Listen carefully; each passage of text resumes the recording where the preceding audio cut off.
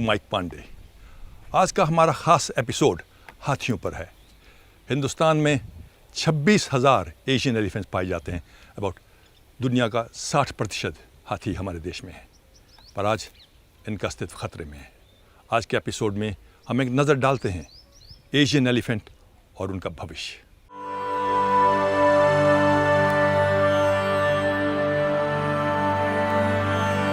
अनंत काल से ही हाथी भारतीय इतिहास और सभ्यता का अभिन्न अंग रहे हैं।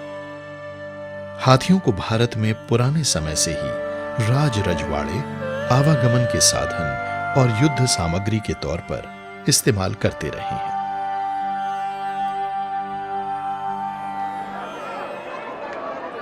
इन्हें भारत में मंदिरों के जुलूसों और त्योहारों के लिए भी रखा जाता था।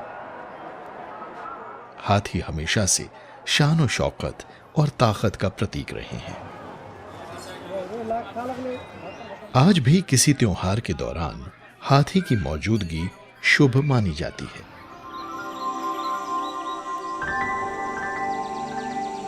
भारत में एशियाई हाथी की सबसे बड़ी आबादी मौजूद है। यहां 20,000 से भी ज्यादा हाथी हैं।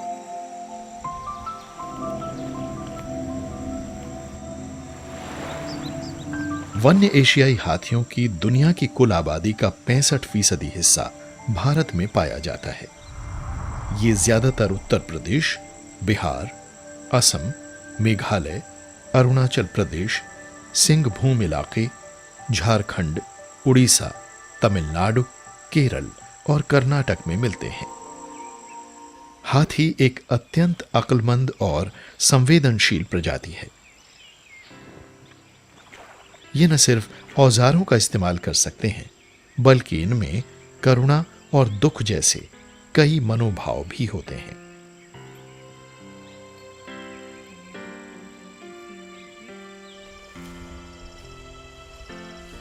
हाथी शांति प्रिय और सहिष्णु जीव है। ये जंगल में सबसे ताकतवर परभक्षियों के साथ में रहते हैं, लेकिन उनके साथ कभी उलझते नहीं हैं।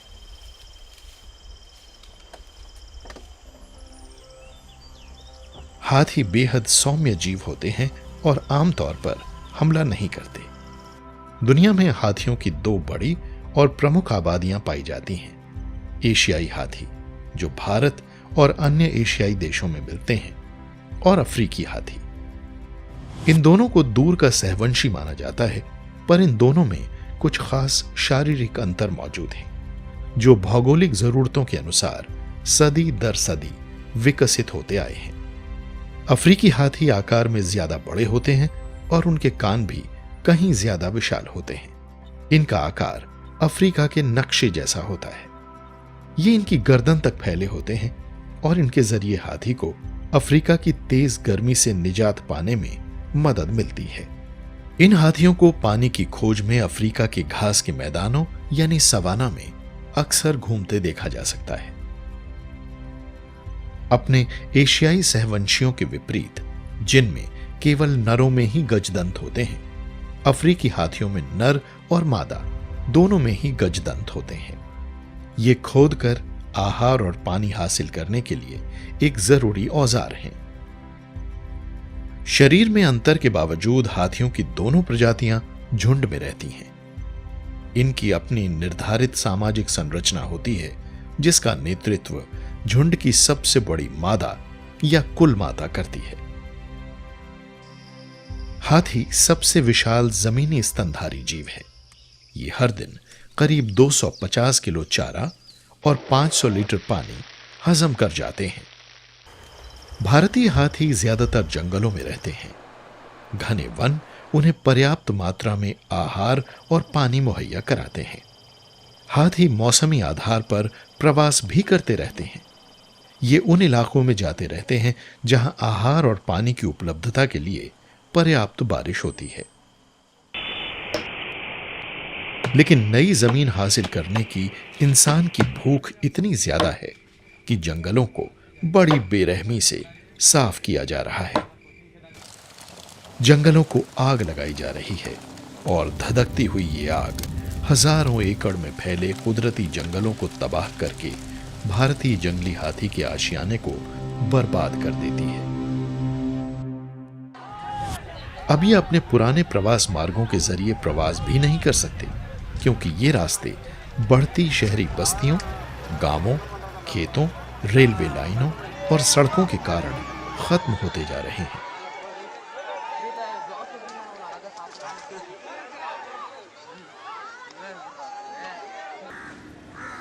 मानव निर्मित बड़ी बड़ी विकास परियोजनाएं और बागान वगैरह इस जानवर की सीधी सरल जिंदगी में बाधा पैदा करते हैं। आज विशाल और पुराने जंगलों को काटा जा रहा है।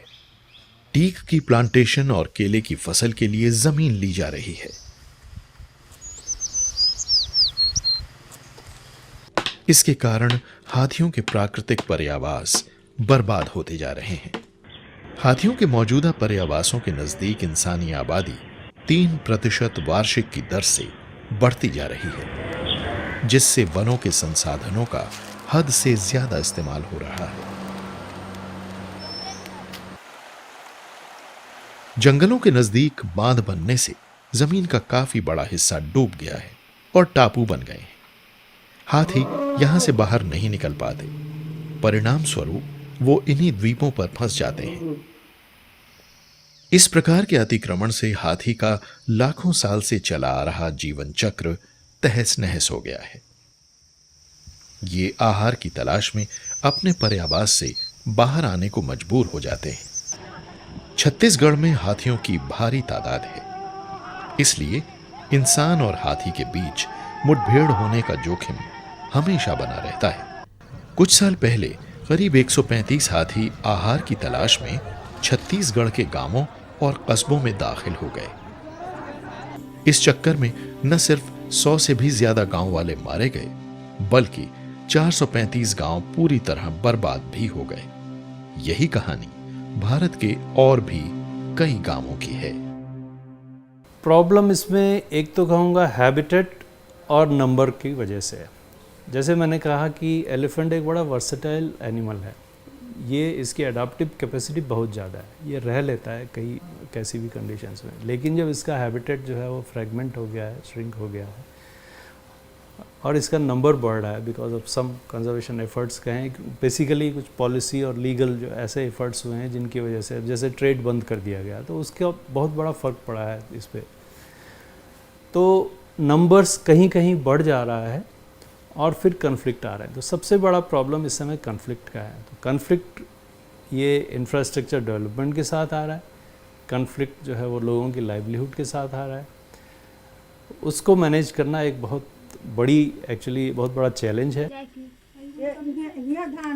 हाथियों के हमले में बहुत से लोग अपनी जान और माल गंवा चुके हैं।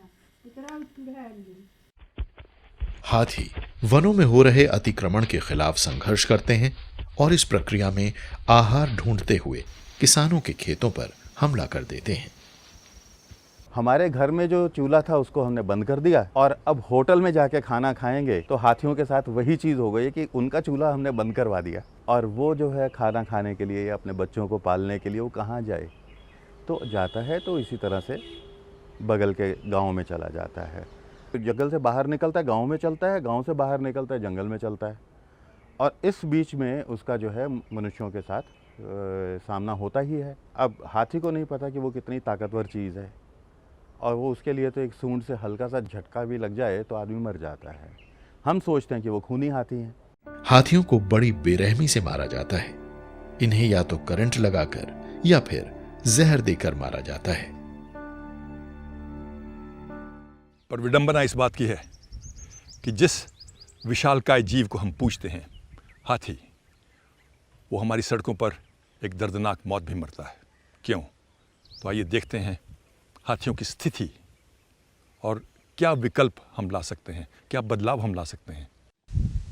एक अंदाजे के मुताबिक भारत में हर साल इंसानों और हाथियों के बीच होने वाली मुठभेड़ों में 300 तक इंसान और हाथी मर जाते हैं। आज भारत में 1000 से भी ज्यादा हाथी अपनी जगह से दरबदर हो गए हैं, जो खाने और पानी के लिए जंगल से बाहर निकलने पर मजबूर हो जाते हैं। हाथी आलू खाता है, धान खाता है, घर बार तोड़ता है, कभी कभी गायों को मारता है। अनुमान लगाया जाता है कि उत्तर बंगाल में हर साल हाथियों द्वारा 4000 हेक्टेयर से ज्यादा कृषि भूमि और करीब 1100 घर तबाह कर दिए जाते हैं। যখন তখন ঘর ঢুকে ঘরের हाथी जंगल से बाहर आकर हमारे आलू और चावल के खेत चौपट कर रहे हैं। कभी कभी वो गांव में भी आ जाते हैं और केले के पेड़ और घरों में रखे चावल को नष्ट कर देते हैं। हमारे पड़ोसी गांव में भी हाथियों ने 2 लोगों को मार डाला था। पास के जंगल में भी कुछ लोगों को मार दिया था। মানুষের জীবন নাশ করেছে। सरकार ने अपनी जगह से दरबदर हो गए इन हाथियों को पकड़ा भी है, पर इसमें कई हाथियों की मौत हो जाती है। असम, उड़ीसा, झारखंड और पश्चिम बंगाल के कुछ हिस्सों को सबसे ज्यादा समस्या वाले इलाके माना जाता है। कुछ जगहों पर तो हाथियों का उत्पात इतना ज्यादा होता रहता है कि लोगों ने अपनी फसलों के विन्यास में तब्दीली कर दी है। झारखंड में किसानों ने अब वो फसलें उगानी शुरू कर दी हैं जिन्हें हाथी नहीं खाते, ताकि वो अपने खेतों को हाथियों के हमलों और लोगों की जान लेने से बचा सकें। 1993 में मध्य प्रदेश और सरगुजा जिले में इंसानों और हाथियों के बीच पहली बड़ी झड़प हुई थी। केमिकल का इस्तेमाल करके 18 ऐसे हाथियों को पकड़ा गया जो समस्या बने हुए थे। बाद में इन हाथियों को प्रशिक्षण दिया गया और इन्हें वन सेवा में शामिल कर लिया गया। आज भारत में करीब 4000 हाथी पालतू हैं, जिनका इस्तेमाल कई तरह की कारोबारी गतिविधियों में किया जा रहा है, जैसे कि आवागमन और सैलानियों के लिए। ऐसे कई कल्याणकारी कार्यक्रम शुरू किए गए ताकि हाथी उस त्रासद अनुभव से बाहर आ सकें जो उन्हें अपनी ट्रेनिंग के दौरान झेलना पड़ता है। छत्तीसगढ़, यहां के वनों में हाथियों की बड़ी तादाद को आश्रय मिला हुआ है, लेकिन वनों की अंधाधुंध कटाई से आज फिर से करीब 150 हाथियों को इस इलाके में देखा गया है। इससे इंसानों और हाथियों के बीच एक और झड़प की आशंका पैदा हो जाती है। ये चक्र तो कभी खत्म नहीं होने वाला। मुठभेड़ के इस सिलसिले से बचने का एकमात्र रास्ता यह है कि हाथियों के लिए पुरसुकून पर्यावास फिर से बहाल किया जाए। हाथी एक अलग देन है हमारी सृष्टि की, तो उसको जो हमने बचा कर रखना है, साथ ही साथ जो वहाँ के लोग रह रहे हैं उनको भी बचा के रखना है, लोगों को लेकर और काम करने वालों को लेकर, जिसमें फॉरेस्ट डिपार्टमेंट भी है, नॉलेजेबल लोगों को लेकर जिसमें एनजीओ भी हैं, साइंटिस्ट भी हैं, मिलकर प्लान के हिसाब से हमें चलाना पड़ेगा, तब जाकर हम कुछ कर पाएंगे। और हमारा ऑब्जेक्टिव होना चाहिए ह्यूमन एटीट्यूड्स को दोबारा से वापस फेवर में ले आना हाथी के। बदकिस्मती से हाथियों को बफर में बसाने की सभी कोशिशें कामयाब नहीं रही हैं, क्योंकि जिन ज्यादातर नेशनल पार्कों और रिजर्व्स में हाथी बसते हैं वो हाथियों की वहनीय आबादी को रखने के लिहाज से बहुत छोटे हैं। इसलिए हाथियों को बचाने की लगातार चलने वाली कोशिश को सफल बनाने के लिए जरूरत है ऐसे जंगलों की जो इंसानी आबादियों से मुक्त हों। लेकिन आज इंसानी अतिक्रमण ही एकमात्र समस्या नहीं है। समस्या गैर कानूनी शिकार की भी है। हर साल हाथी दांत के लिए सैकड़ों हाथियों को मार डाला जाता है। दक्षिण भारत के कुछ हिस्सों में ये खबरें मिली हैं कि हाथी दांत को आसानी से निकालने के लिए गैर कानूनी शिकारी उन फलों में डायनामाइट रख देते हैं जिन्हें ये हाथी खाते हैं। इस तरह के फल को खाते समय उनका मुंह उड़ जाता है। खा नहीं पाने के कारण हाथी बेहद तकलीफ देह मौत मरता है।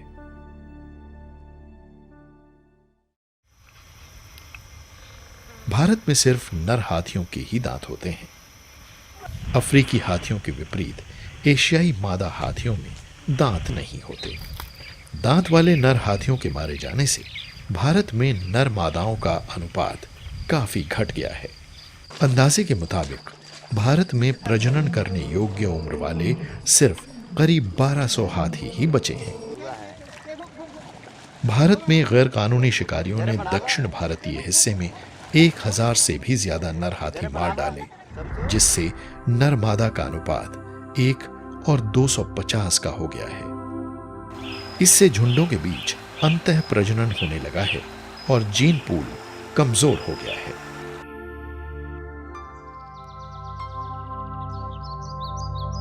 ये बात समझने की जरूरत है कि जंगल हाथियों के कुदरती घर हैं और हाथी हमारे जंगलों के संरक्षक हैं। हाथी वनों में जान डालते रहते हैं। उनके मल में ऐसे पोषक तत्व होते हैं जो हमारे वनों की पर्यावरण प्रणाली की बढ़वार के लिए जरूरी हैं। हाथियों द्वारा खाए गए बीज 30 किलोमीटर से भी ज्यादा दूरी तक उनके मल के जरिए पहुंचते हैं, जिससे एक स्वस्थ और विविध वन पर्यावरण प्रणाली कायम रह पाती है। जंगल हम इंसानों के लिए भी जरूरी हैं। वो हमें जीवनदायी ऑक्सीजन और पानी देते हैं। दुनिया की कुछ सबसे बड़ी नदियां जंगलों से ही निकलती हैं। जंगल कार्बन को सोखने में और हमारे पर्यावरण को स्थिर रखने के नजरिए से भी बहुत महत्वपूर्ण है। इस बात की जरूरत है कि जैव विविधता को बहाल किया जाए ताकि हमारे जंगल सही सलामत रहें।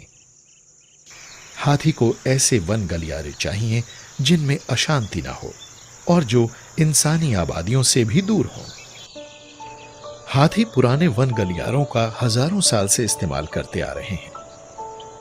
जंगल की इन बिना बाधा वाली पगडंडियों पर हाथियों के लिए पर्याप्त चारा और पानी उपलब्ध रहता है।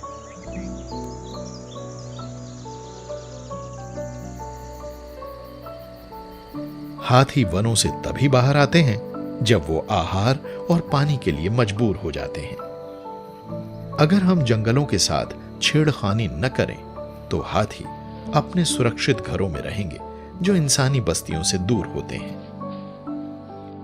हमने जो इस समय उनकी तरफ देखा नहीं, लेकिन अपनी डेवलपमेंट करने के लिए हमने सोच लिया कि हमारे सिवाय और कोई भी इसमें धरती पे नहीं रहना चाहिए। ये एक नया एटीट्यूड है। तो एटीट्यूड तो हमारे बदलने के लिए हम थोड़ा देरी करते जा रहे हैं। इतनी देरी नहीं होनी चाहिए। छत्तीसगढ़ राज्य की सरकार ऐसे कार्यक्रमों को बनाने की कोशिश में जुटी है जो हाथियों की घटती संख्या को बहाल कर सके और हमारी वन पर्यावरण प्रणालियों में दोबारा से जान डाल सके। इस तरह की कामयाब परियोजनाओं को पूरे देश में चलाया जा सकता है। कि कुछ एरियाज़ ऐसे हैं जिनमें कि ट्रेडिशनली एलिफेंट्स मूव करते हैं, जिनको कॉरिडोर्स कहते हैं। उनको आइडेंटिफाई किया गया है ऐसे एरियाज़ को, और उसमें कोशिश ये की गई थी कि ऐसे एरियाज़ में कम से कम जो उनका लैंड यूज़ है वो इस ढंग से रहे कि उसमें एलिफेंट्स के मूवमेंट की वजह से लोगों को ज़्यादा परेशानी ना हो और लोगों की एक्टिविटीज़ की वजह से एलिफेंट्स को भी बहुत ज़्यादा मुश्किल ना हो। अगर हम ऊर्जा बचाएं, कागज को रिसाइकल करें, कार्बन के उत्सर्जन में कमी लाएं और पेड़ पौधों और जानवरों को बचाएं, तो हम पृथ्वी को फिर से हरा भरा बनाने में मदद कर सकते हैं। इस तरह प्रकृति के जीवन चक्र का लड़खड़ाता और घटता संतुलन बहाल हो सकता है।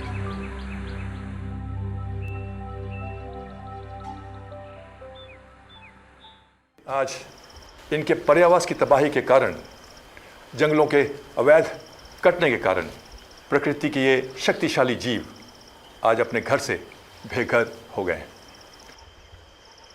ये जानना बहुत ज़रूरी है कि जंगल हाथियों का एकमात्र घर है और इन्हें भी एक संतुलित पर्यावरण की उतनी ही ज़रूरत है जितनी कि हमें। हम सबको ठोस कदम लेने होंगे अगर हम बदलाव चाहते हैं अपने जंगलों को, अपनी पृथ्वी को नष्ट होने से बचाने के लिए। आशा करते हैं आपको ये प्रोग्राम पसंद आया होगा। अपने अपने सुझाव और विचार हमें ज़रूर लिख भेजिएगा। हमें आपके पत्रों का हमेशा इंतज़ार रहता है। अगले हफ्ते आपसे फिर मुलाकात होगी एक नए मुद्दे को लेकर और एक नई दिशा में, एक नई जगह पर। तब तक के लिए अपना ख्याल रखिएगा। नमस्कार।